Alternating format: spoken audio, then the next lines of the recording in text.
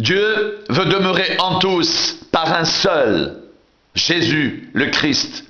Le pécheur est le point d'application de l'amour de Dieu par son Fils Jésus. Le salut consiste toujours en une intervention directe et surnaturelle de Dieu dans l'histoire du pécheur. Dieu sauve exclusivement par son Fils Jésus qui est venu pour sauver ceux qui étaient perdus.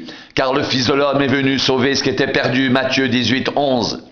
L'événement Jésus, manifestation de sa personne messianique et de son œuvre salvatrice, introduit dans le courant de l'histoire de l'humanité le déterminant à partir duquel chaque être est appelé à se décider pour la communauté de vie éternelle avec le Sauveur ou pour la séparation tout aussi éternelle d'avec celui-ci. Je vous le dis, quiconque me confessera devant les hommes, le Fils de l'homme le confessera aussi devant les anges de Dieu. Luc 12, 8.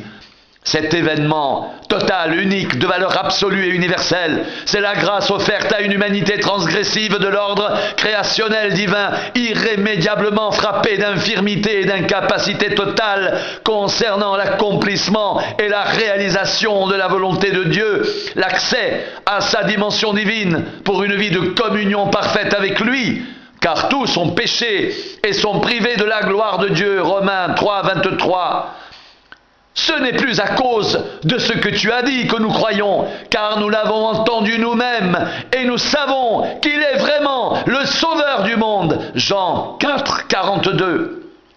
C'est en effet maintenant que le plein pardon est accordé, que les pécheurs sont appelés à la repentance, que l'invitation au surabondant festin des noces est lancée, mais également que l'heure est particulièrement grave et décisive, car une prise de conscience urgente s'impose. Dieu agit résolument et définitivement par son Fils. C'est le temps de Dieu, le temps du salut, celui où l'on peut encore entrer dans le royaume. Craignons donc, tandis que la promesse d'entrer dans son repos subsiste encore, qu'aucun de vous ne paraisse être venu trop tard. Hébreux 4.1.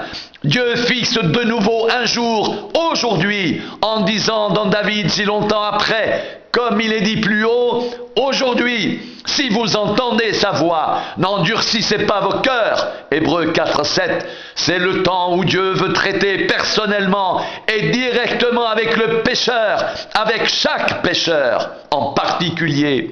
L'unique but de la volonté salvatrice de Dieu, souveraine et libre de toutes conditions et réserves, est l'établissement et le parachèvement de sa relation d'union personnelle avec l'homme ainsi que l'instauration d'une filiation éternelle.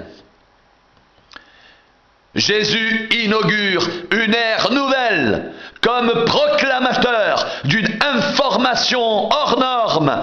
Le règne de Dieu est proche, Matthieu 3.2, revendiquant haut et fort la mission et la fonction de médiateur par une série de déclarations sans équivoque, Jean 14.6, Matthieu 11.27, déclaration reprise et relayée de manière la plus explicite par les apôtres au péril de leur vie. 1 Timothée 2.5, Hébreux 8.6, 9.15, 12.24.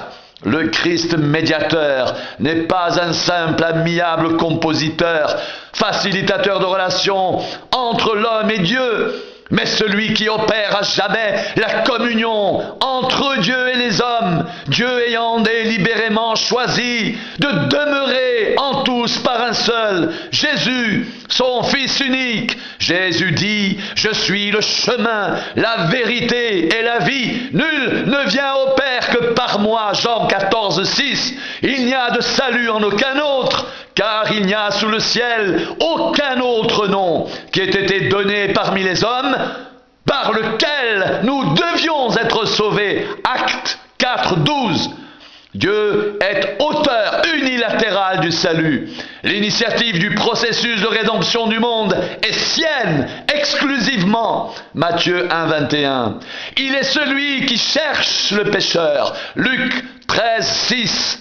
Celui qui vient à sa rencontre, Luc 15, 20. Celui qui invite, Luc 14, 6. Dieu en personne qui appelle, Matthieu 9, 13. Dieu exclusif, jaloux, revendiquant ardemment d'être le seul qu'il faille aimer. Marc 12, 32. L'amour de Dieu est incommensurable, insondable, incompréhensible. La parabole du festin exprime avec force cet amour irrépressible de Dieu qui ne se lasse pas d'inviter avec insistance, paradoxalement, à son statut de roi, jusqu'à se déconsidérer au regard des hommes, rempli de mépris, de colère et de haine contre celui qui invite, tuant sans vergogne ses messagers de vie, du fait de la réitération des relances insistantes et infructueuses, interprétées comme de la faiblesse. Cependant, Dieu est résolument en quête des pécheurs. La parabole exacerbe dramatiquement sa volonté indéfectible de voir sa maison se remplir. Elle célèbre la miséricorde insondable, intarissable, inépuisable de Dieu, toujours prêt à pardonner sans limite et à inviter généreusement chez lui. Souverain bien atypique que celui qui se plaît à inviter, sans distinction ni discrimination aucune, au grand scandale des bien-pensants de toutes les époques, les exclus, les laissés pour compte, les sans pouvoir, les sans avoir ni savoir, ceux dont l'impossibilité de pouvoir rendre et restituer en retour les caractérise. Allez donc dans les carrefours et appelez aux noces tous ceux que vous trouverez. Matthieu 22, 9.